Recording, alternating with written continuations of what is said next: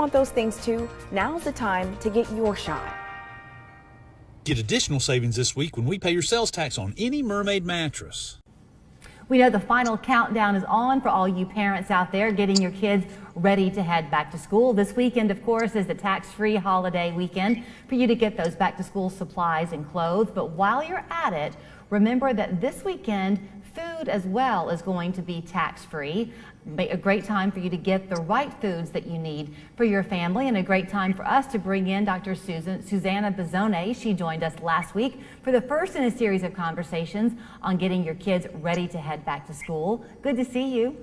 Great to see you. Thanks for having me. I love the name of your practice, which I have not yet mentioned, but it's called My True Health Journey. I'm emphasizing the word true because what we might think is healthy and what really is healthy are sometimes two different things. That's right. That's right. There's unfortunately a lot of different information out there, different messages, and it's really important to know what the evidence says. And it's also about the journey. It's not about the destination. So it's about meeting us where we are and recognizing that we're all coming from different places, and we have to understand that and go together to a better place. So I'm going to kind of set you up because you and I met for the first time a few years ago, and then we kind of would revisit, and you had this passion really kick in, I think, a year or two ago as a mom about the problems that we see, especially in schools, with them just feeding our kids kind of junk, right? There's a class party and it's cupcake central in the classroom. Yes. Fair? Yes, absolutely. Absolutely. It has been a big passion of mine for sure. So I know that there are going to be a lot of parents probably watching going, but my kids love having that sugar.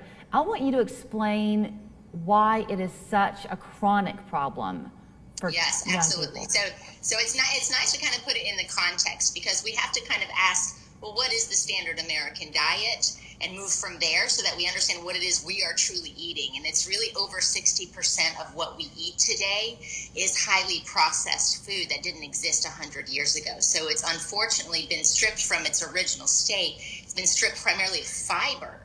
And now that we know so much about the microbiome, only in the 21st century have we been able to study the microbiome and recognize that that is the missing link between our food and our health and our health destiny. When we thought we would get all the answers from sequencing the DNA, it's actually not true, right? Because our DNA can turn on and turn off. Our genes can turn on and turn off. But what is driving the environment has a lot to do with the microbiome, and that is directly related to the food we eat. And so when we think of all that saturated fat from our about a quarter of what we eat is animal products, and that's where we get most of our saturated fat, not all of it.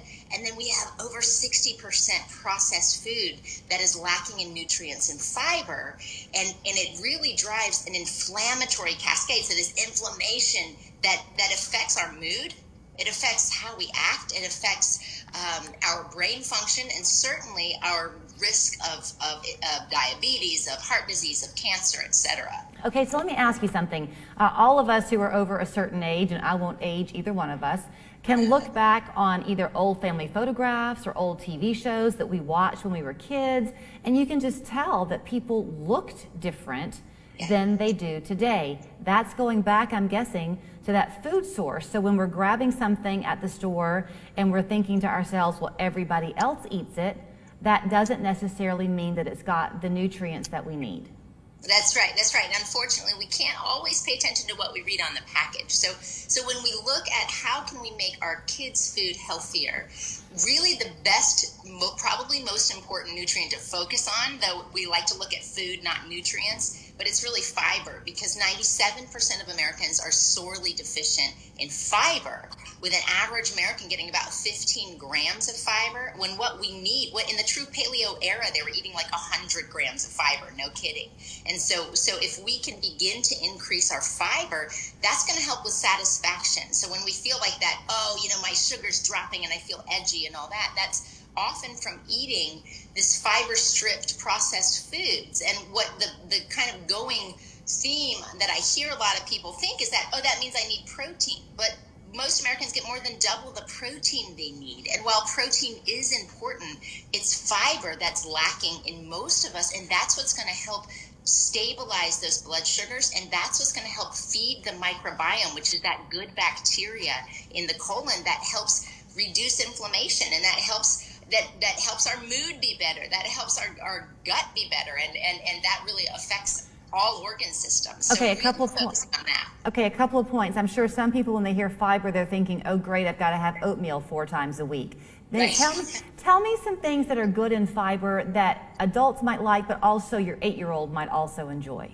Yes, for sure. So now oatmeal is a great source for breakfast, but flax, actually putting flax on top, sneaking flax into smoothies, ground flax is a great place to start because we want both soluble and insoluble fiber. And our highest source of fiber is actually from legumes, so beans. So what, a hummus sandwich, hummus dip, bean dips, and a lot, my kids love them.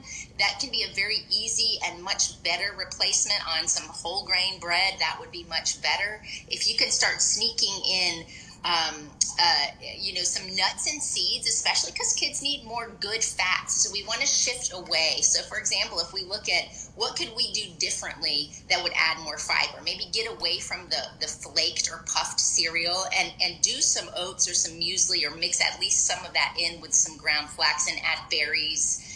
That would be a great alternative. If you look at lunch, you say, okay, well, most kids are getting like a cheese and maybe a meat sandwich. If you could get rid of that cheese and meat, which unfortunately doesn't have any fiber and is actually often quite inflammatory, and you switch that for a nice protein-rich hummus dip or bean dip, and then add some vegetables on top and make the bread darker and denser rather than lighter and fluffier. That's a great shift. If we can kind of look at where are we getting refined sugar, because, so juices even. Yes, juices are not recommended by the American Academy of Pediatrics. They have unfortunately been stripped of the fiber and a lot of the nutrients. So we want to kind of say, okay, let's see how we can get our kids to drink more water, squeeze a whole piece of fruit in it, and eat the fruit, because the fruit is packaged with the fiber, which is the antidote to the refined sugar. Apples are good? An apple would be awesome. An orange, whatever they like, look at what they like and have them really focus on the rainbow, because those antioxidants in the rainbow colors, not only they feed our soul, right? We're meant to see them with our retinas to see when fruit is ripe. But we really, actually, that feeds our brain. That helps us fight disease, and it's fun. So kids can start counting, how many colors did I get on my plate today, not Skittles. You said something when we talked last week, because inflammation was kind of our topic, and sleep patterns and getting enough sleep was our topic. And you made a correlation between sleep and the inflammation, I guess, it can create if you're not getting enough, and asthma. As we talk this morning about the lack of fiber and the inflammation that occurs with that, I'm thinking about what seems to be this rising prevalence in asthma cases among kids today. And could it be connected to the food? Absolutely, because the food is driving more than anything. And again, sleep plays a role. Other things play a role in the health of the microbiome. But we know, what is a healthy microbiome? Just like any ecology, it's diverse microbiome. And the microbiome is the bacteria in the gut that can produce things that reduce inflammation and improve our health, like short-chain fatty acids, but it can produce things that drive inflammation and cause heart disease, like TMAO or other things. And so we don't eat things that are neutral, but we eat things that have a direct result on the microbiome, and the things that feed it are rich in fiber. And we want not just kale all the time, right? We want diverse plants. So we want to eat many species of plants, and that's what the studies show, that if we can get at least 30 species of different kinds of plants, and try to get legumes, try to get whole grains. Quinoa is fantastic. Farro is a fun grain that my kids love, that I never had heard of, but not that many years ago. But it can be fun to shake it up, because that helps restore your microbiome, and that's what's really driving so much of our health problems. Okay. So if we can just see how to make easy replacements, it's a lot easier to replace than remove. Okay, so for the family out there that's going, "Bruh, don't make me do this. This is way too much for me to think of as I'm trying to get the kids' school supplies purchased." Could some moms out there begin by doing some things like making their own baggies of trail mix, if you will, and throwing some nuts in for after school? Okay. Yes, that's a perfect example. Also, what edamame is really easy. Get the frozen edamame and just pop that in. That can be a great, just easy snack that's very rich in fiber and other nutrients. If you do Mexican food once a week, can you throw some black beans in? Yes, Okay. so that's a great idea. So what you could do differently, get away from the hamburger and chips, say, and maybe go for a bean burger and sweet potato fries. That would be better, and they're air fried, maybe, if you have one of those, or maybe even better yet, a fajita bowl where you put in a bunch of different color vegetables that they like, Okay. and you put in some beans, you put in some brown rice, not white rice, and that can really improve their health on so many levels. And even just one meal, if you focus on that, can make a difference. Okay, before I let you run, I think you were telling me something too, and it might have been related to the food, but that there is some connection with Alzheimer's benefits. Is that right?